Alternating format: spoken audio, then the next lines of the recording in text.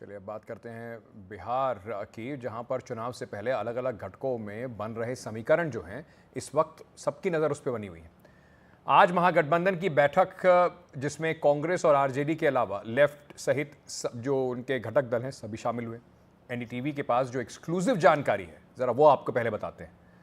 2 दिन पहले दिल्ली में तेजस्वी यादव, मल्लिकार्जुन खड़गे और राहुल गांधी की बैठक को लेकर हमारे पास जानकारी आई है। हमारी जानकारी के मुताबिक शायद गठबंधन मुख्यमंत्री पद का कोई चेहरा घोषित ना करे। तेजस्वी को मुख्यमंत्री चेहरा घोषित करने को रणनीतिक तौर पर टालने की बात हुई है। कांग्रेस की तरफ से कहा गया है कि महागठबंधन का नेतृत्व आरजेडी ही करेगी, मगर चेहरा घोषित करने में हड़बड़ी ना की जाए। आरजेडी का नेता ही मुख्यमंत्री होगा, मगर इसको कहने की आवश्यकता नहीं है। कांग्रेस को डर है कि कहीं तेजस्वी यादव के नाम पर बाकी पिछड़ी जातियां जो हैं वो नाराज ना हो जाएं। कांग्रेस इस बार बाकी पिछड़ी जातियों और सवर्णों को गोलबंद करने में लगी हुई है। कांग्रेस ने यह सब अपने प्रभारी के फीडबैक के बाद बताया है। 2 दिन बाद कांग्रेस अध्यक्ष मल्लिकार्जुन खड़गे बिहार का दौरा करेंगे। हालांकि कांग्रेस को कुछ सीटों पर अपना दाव छोड़ना पड़ सकता है, यानी 70 सीटें जो पिछली बार कांग्रेस जीती थी उससे कम सीटों पर कांग्रेस इस बार लड़ने को तैयार है। वैसे भी पिछली बार 70 में सीटें लड़के कांग्रेस ने कुछ बहुत बड़ा तीर तो चलाया नहीं था, 19 सीटें कांग्रेस जीत पाई थी। तो इस बार कोशिश ये है सीटें कम लेकिन विनिंग जो अपनी प्रोबेबिलिटी है उसको बढ़ाया जाए, ज्यादा सीटें जीतें कम सीटों पर लड़के। देखिए, ये बहुत ही बड़े उथल पुथल का शिकार महागठबंधन हो गया है। हाल के दिनों में जिस तरह का अविश्वास का संकट कांग्रेस और राजद के नेताओं के बीच देखा गया है वो अप्रत्याशित नहीं है। लगातार जिस तरह से कांग्रेस को द्वैम दर्जे के दल के तौर पर आरजेडी ने औकात दिखाने का काम किया, उसकी प्रतिक्रिया में कांग्रेस के नेताओं को भी बार बार अपना स्टैंड बदलना पड़ा है। ये बिल्कुल साफ है कि कांग्रेस को पता है बिहार में महागठबंधन की कोई सरकार उरकार का कोई मतलब नहीं है। दरअसल ये अस्तित्व संकट का दौर है कांग्रेस के लिए भी और आरजेडी के लिए भी। ऐसे में कांग्रेस आरजेडी के धौंस को सहने के लिए ज़्यादा तैयार नहीं है। महागठबंधन के लोग कितने भी उठक बैठक कर लें, इनकी कोई स्पष्ट नीति तय नहीं होने वाली, कोई नेतृत्व तय नहीं होने वाला। तेजस्वी यादव जी अब मुंह ताकते ही रह जाएंगे। आपको ये लोग सीएम फेस घोषित आज भी नहीं करने जा रहे हैं। दरअसल स्वार्थ के आधार पर बना गठबंधन है, जिसकी लालसा सिर्फ इतनी है कि किसी तरह से एन केन प्रकार सत्ता हासिल करना। वहीं दूसरी ओर एनडीए सबका साथ सबका विकास के फॉर्मूले पर काम कर रही है। स्पष्ट है कि देश को विकसित भारत बनाना है, एनडीए की ये संकल्प है। लेकिन ये लोग स्वार्थ में, और देखिए गठबंधन में हो सकता है कि गठबंधन में भगदड़ बचने ही वाली है।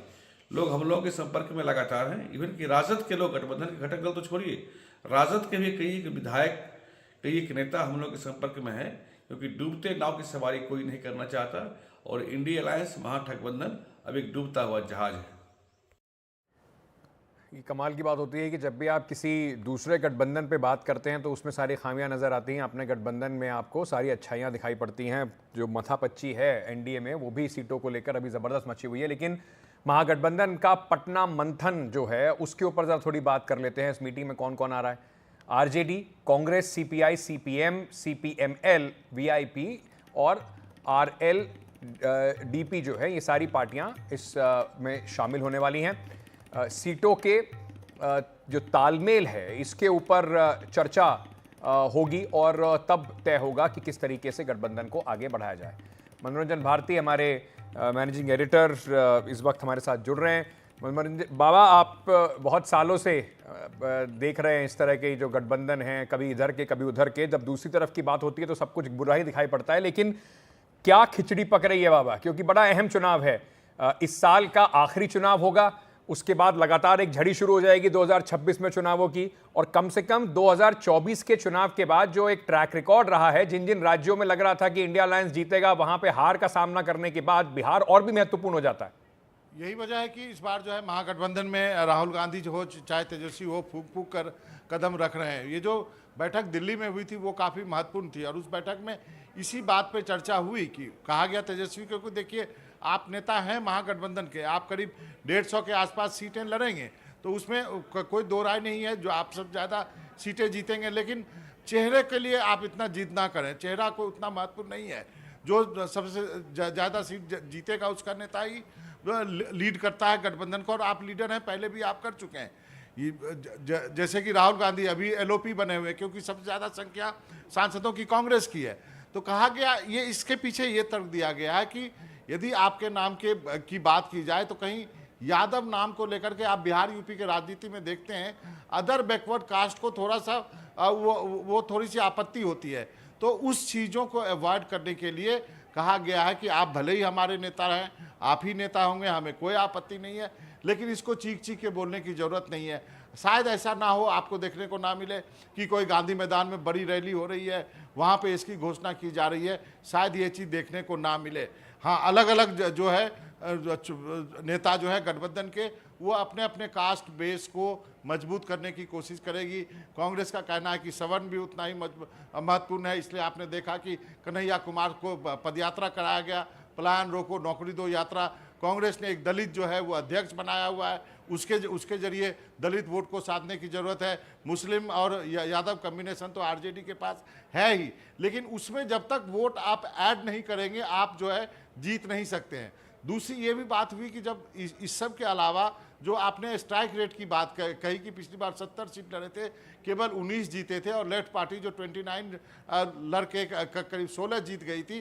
तो इन सब चीज़ों को भी कंसीडर किया गया, और कांग्रेस ने कहा कि हम कोई ज़रूरी नहीं है कि हम 70 सीटें लड़ें, लेकिन हम वैसी सीटें लड़ना चाहेंगे जो हम जीत सकते हैं। पिछली बार आपको पता है कि 30 सीटें ऐसी दी गई थी जहां पर कभी ना आरजेडी जीती थी, ना कांग्रेस का वजूद था, तो इसलिए संख्या तो बहुत बड़ी थी लेकिन जीत नहीं पाए। तो वो जो स्ट्राइक रेट है उसको भी कांग्रेस सुधारना चाहती है। कांग्रेस नेतृत्व को मालूम है कि उनका स्ट्राइक रेट पिछले बार खराब था। तो ये दो महत्वपूर्ण रणनीति पर अभी दिल्ली में बातचीत हुई है। तो बाबा, ये मान के चलें कि जिस तरीके से मुख्यमंत्री की माथापच्ची में हरियाणा हाथ से फिसल गया और मुख्यमंत्री की माथापच्ची में महाराष्ट्र भी हाथ से निकल गया, क्योंकि वहां पर भी यही लड़ाई चल रही थी, घोषित कर दीजिए, हमको घोषित कर दीजिए, और इस चक्कर में काफी गड़बड़ी देखने को मिली। उसको कम से कम अवॉइड करना चाहते हैं, कुछ थोड़ी बहुत सीख ली है।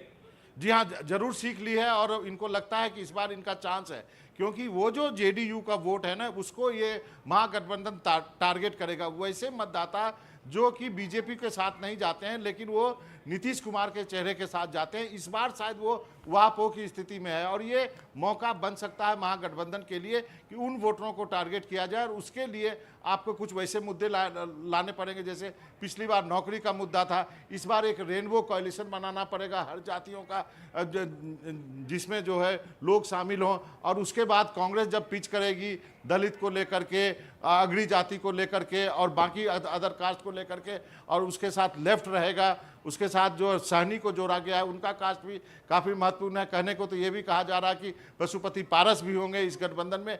तो एक जो है फ्रंट जो है वो तैयार करने की कोशिश हो रही है। ये शुरुआती दौर की मीटिंग आज भी पटना में है, लेकिन जो दिल्ली की बैठक है उसमें करीब करीब ये बात जो है तेजस्वी यादव को समझाने की कोशिश की गई है राहुल गांधी और खड़गे साहब की तरफ। शायद थोड़ी सी हिम्मत इस बात से भी मिलेगी कि जो पड़ोसी राज्य है झारखंड, वहां पर सरकार बचाने में सक्षम हुआ है जो पूरा महागठबंधन है, और वो कोशिश करेगा कि वही इस बार यहाँ पे बिहार में भी अच्छा प्रदर्शन कर पाए। बहुत बहुत शुक्रिया बाबा हमारे साथ जुड़ने के लिए इस पूरी खबर पे।